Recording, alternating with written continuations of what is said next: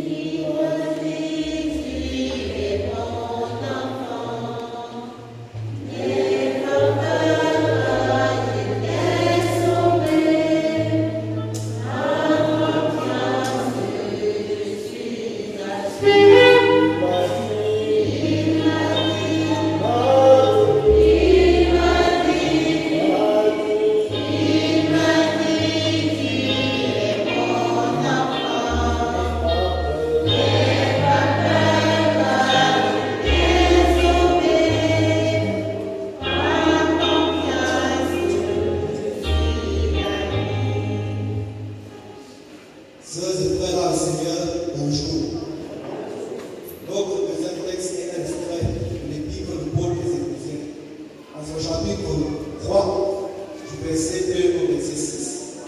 Il est écrit dans la version du second. Si du moins vous avez appris quelle est la dispensation de la grâce de Dieu, qui m'a été donnée de vous, c'est par révélation que j'ai eu connaissance du mystère sur lequel je t'ai écrit en peu de mots. En les lisant, vous pouvez vous représenter l'intelligence que j'ai du mystère de Christ.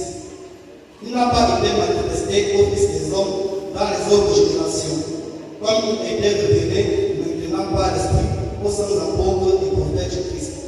Ce mystère, c'est que les païens sont cohéritiers, forment un même corps et participent à la même promesse en Jésus-Christ par l'évangile.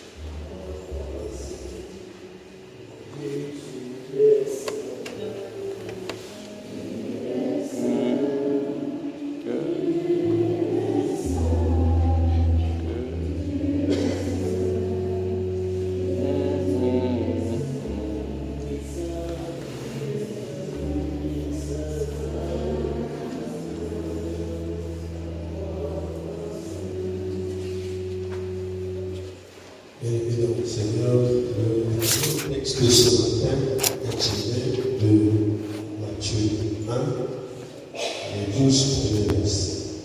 Dans la version du Seigneur, parle de la vie de Jésus-Christ. Il y a Jésus-Christ, fils de David, fils d'Abraham. Abraham engendra Isaac engendra Jacob. Jacob engendra Judas et ses frères.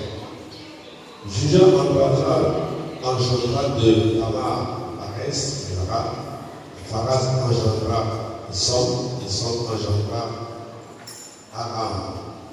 Aram engendra Aminadab engendra Nasson engendra Salmon engendra Boaz, le roi, et Boaz engendra Obed de Ruth.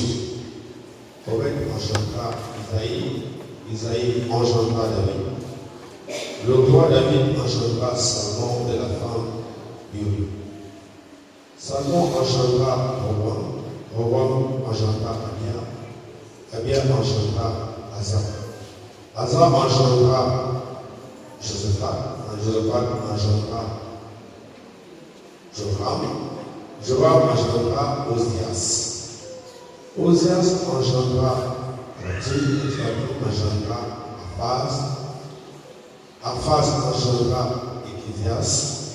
Ézéchias engendra Manassé engendra Amon engendra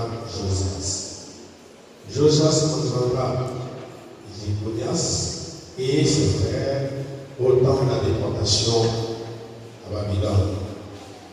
Après la déportation à Babylone, Jéconias engendra Salatiel et Salatiel engendra Zorobabel. Amen. Merci.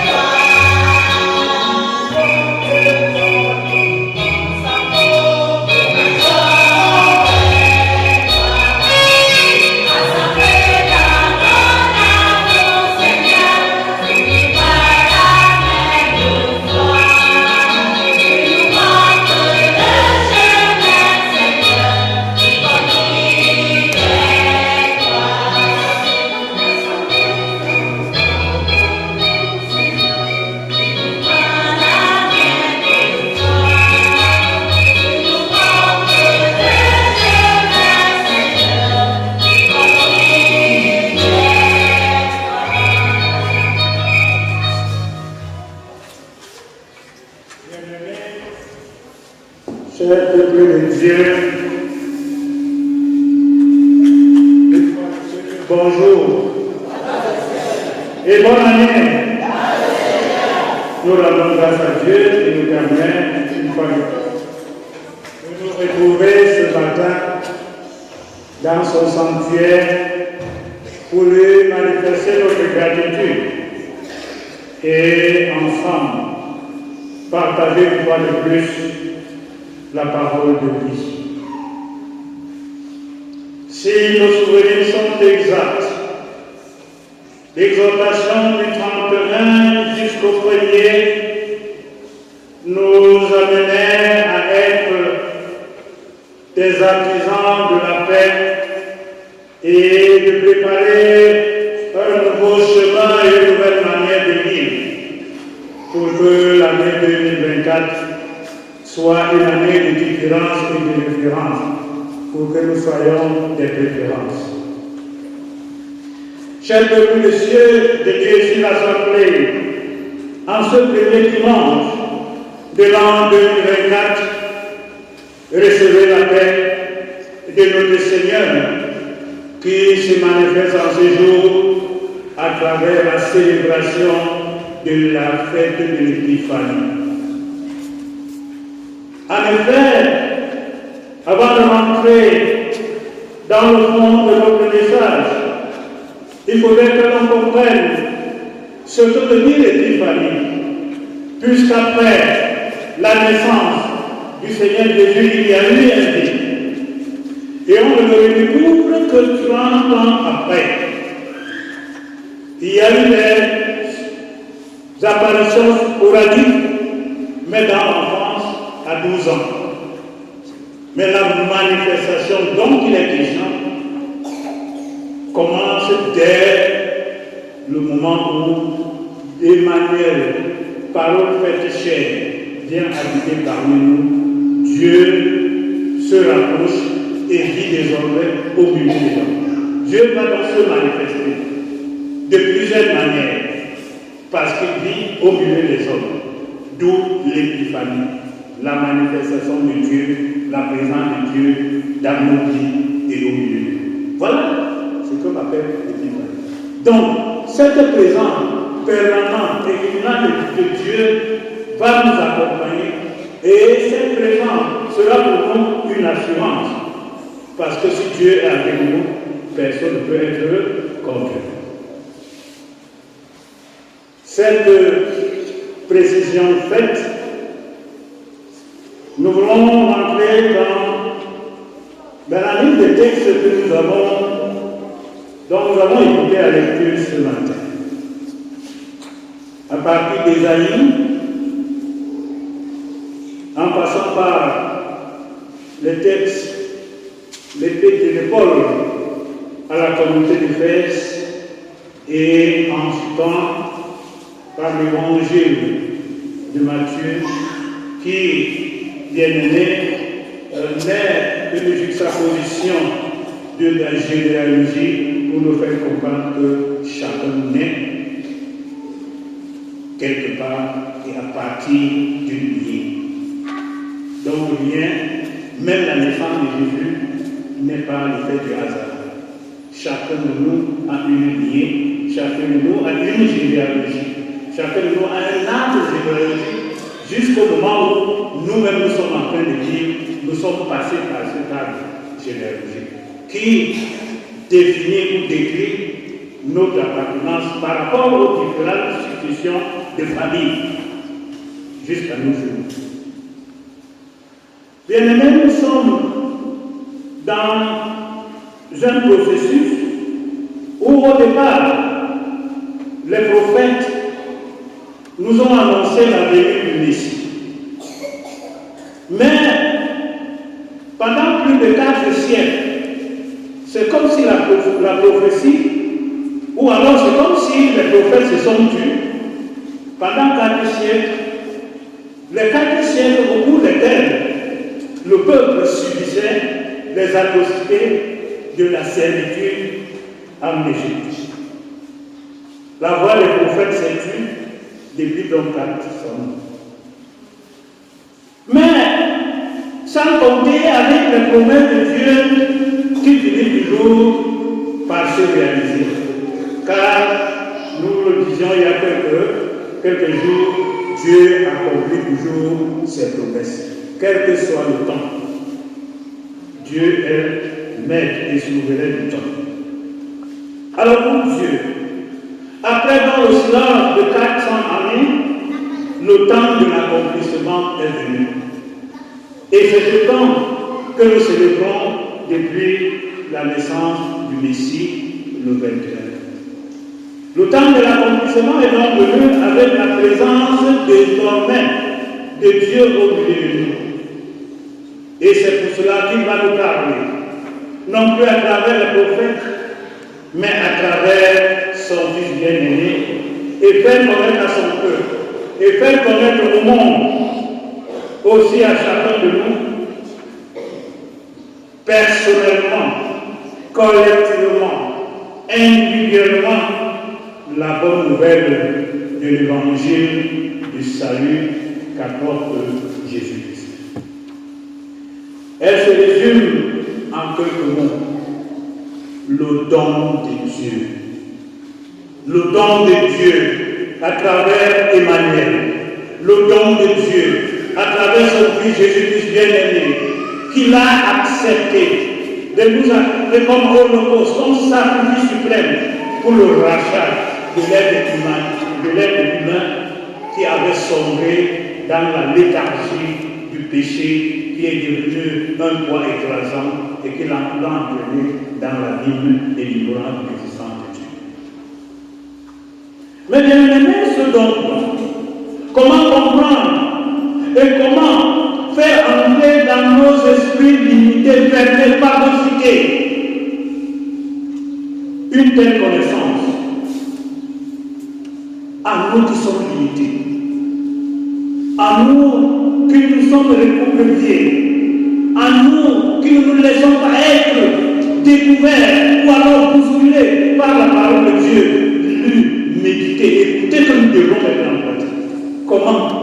Avec le cœur endurci, avec nos esprits incrédules.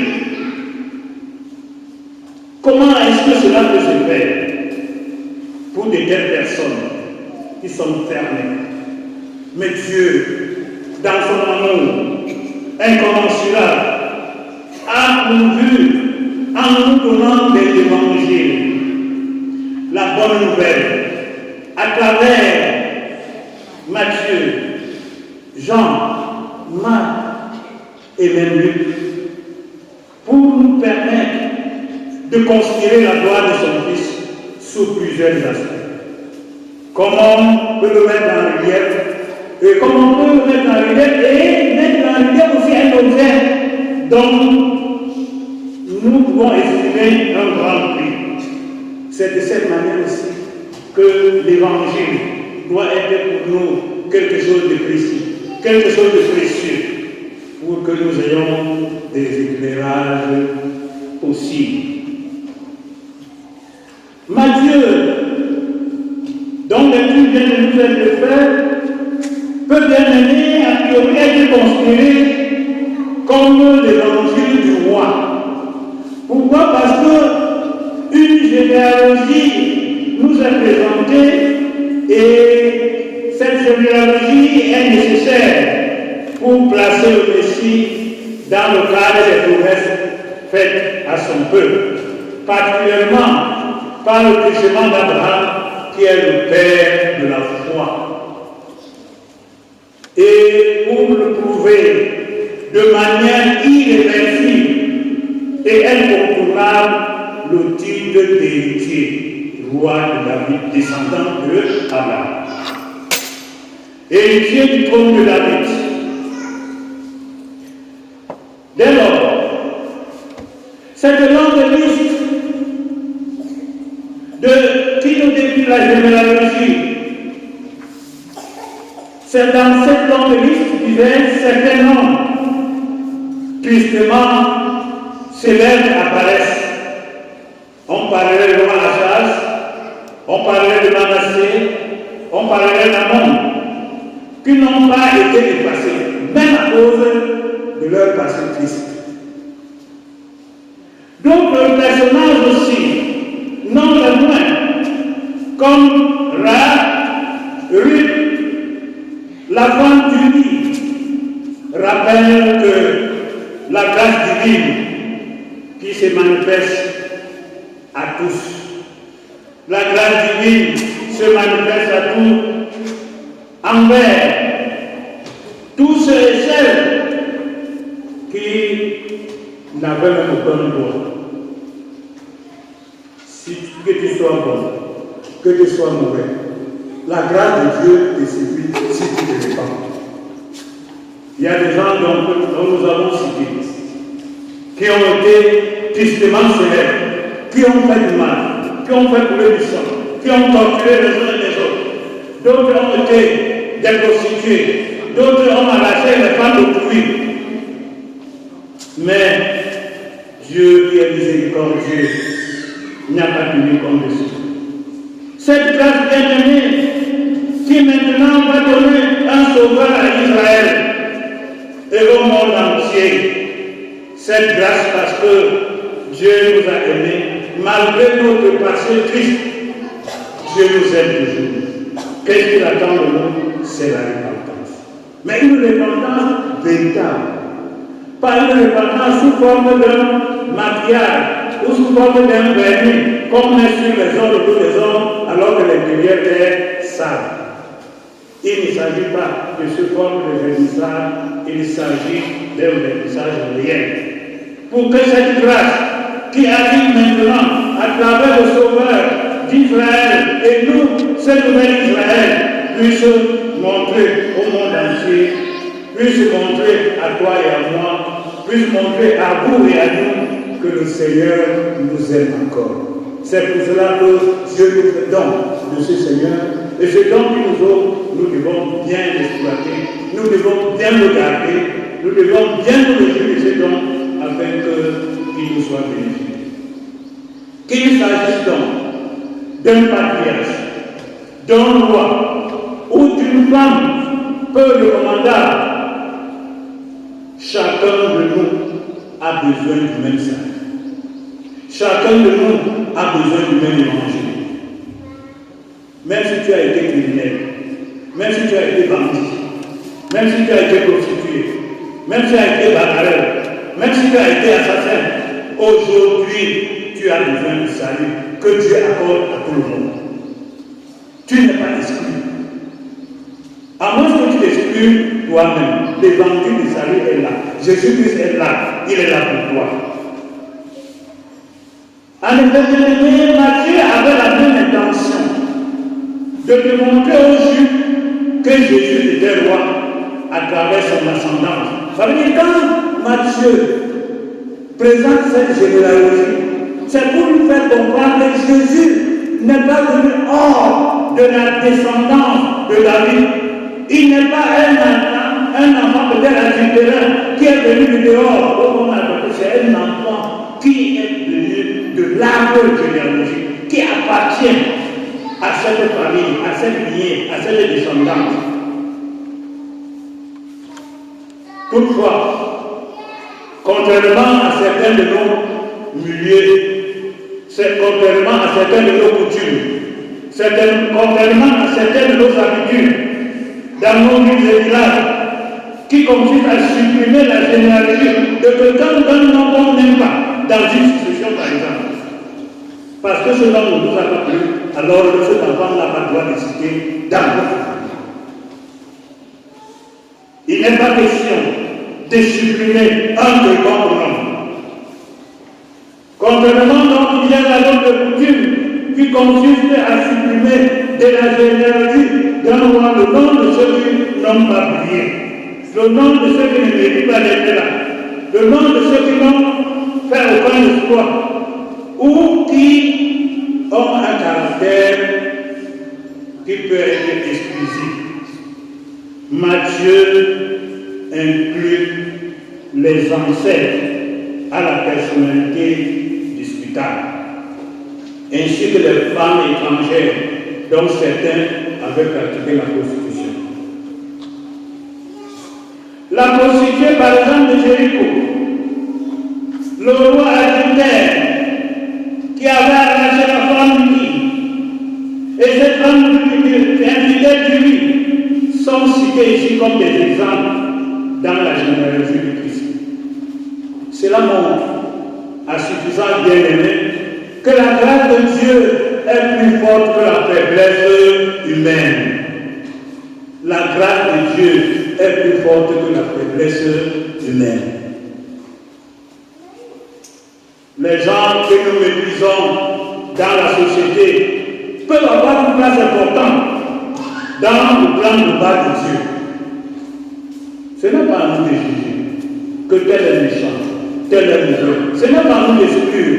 Parce que Dieu peut utiliser celui qui est méchant là. Comme Paul par exemple. Pour ceux qui connaissent l'histoire de Paul, il s'appelait d'abord qui? Salut. Un grand officier romain qui persécutait qui?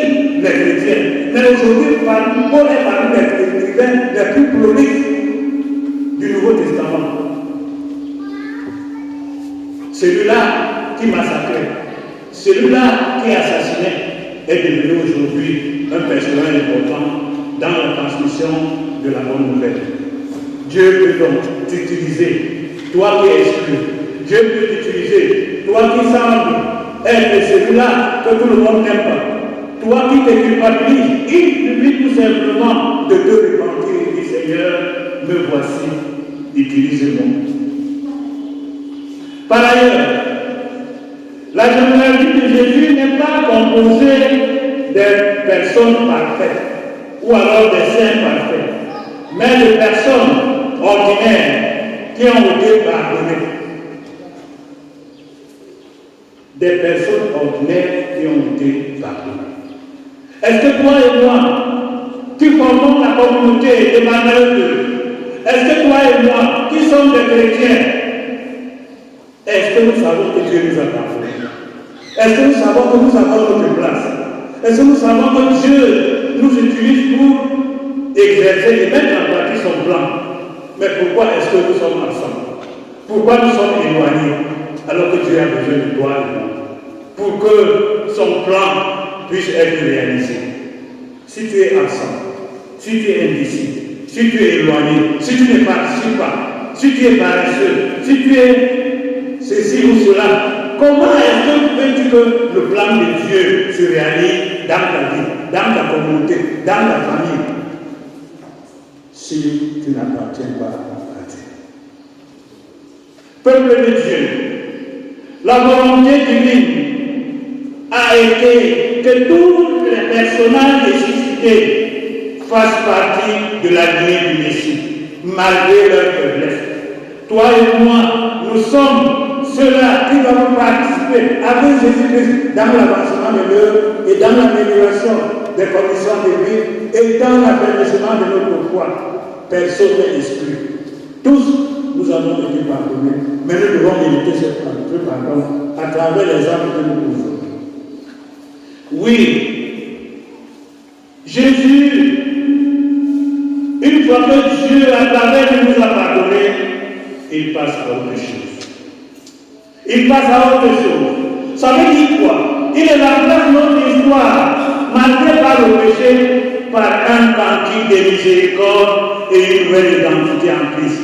Christ amour, Christ pardon, Christ serviteur, Christ disponible, Christ agissant. Voilà le nouveau cantique, le cantique de l'amour, le cantique des enfants de Dieu, qui manifestent leur joie en servant Dieu, en s'aimant mutuellement et en s'entraidant. Voilà le cantique que nous devons désormais entonner. Car dans toute la Bible, de la Genèse jusqu'à l'Apocalypse, c'est l'hymne de l'amour et l'hymne de la joie qui est chanté. Est-ce que nous chantons cet hymne? En ce jour où la raison de l'épiphanie doit être mise en exergue, Dieu se manifeste en nous pour se faire connaître. Nous ne sommes pas condamnés à être hantés par notre passé sombre. Nous ne devons pas continuer à nous culpabiliser parce que nous sommes des pécheurs. Nous devons être conscients que le don de Dieu à travers Jésus, c'est le pardon des péchés, c'est notre rachat, c'est l'amour que nous devons vivre et le pardon qui doit nous réconcilier avec nous-mêmes. Sachant que si nous sommes des héros au départ, Dieu ne peut nous transformer en héros. Ne vous considérez donc plus comme les héros de la fainéantise, mais considérez-vous comme les héros de la gloire de Dieu, qui font faire avancer l'œuvre de Dieu, qui promeuvent l'amour, le pardon, la réconciliation et le bien-être. Dieu est capable de nous pardonner et de continuer à nous pardonner notre péché. Et Dieu voulait nous utiliser pour réaliser ces formidables missions. Mon frère, ma soeur, toi qui es présent ce matin, toi qui es témoin de cette interpellation, que le Seigneur se manifeste dans ta vie ce matin, pour que tu puisses être transformé, pour que ces desseins de paix, de réconciliation et d'amour puissent être réalisés. Bonne et heureuse année, et que la paix du Seigneur se manifeste en toi. Amen. Levons-nous, bien-aimés, et dirons notre engagement chrétien à travers notre confession de foi. Je crois en Dieu,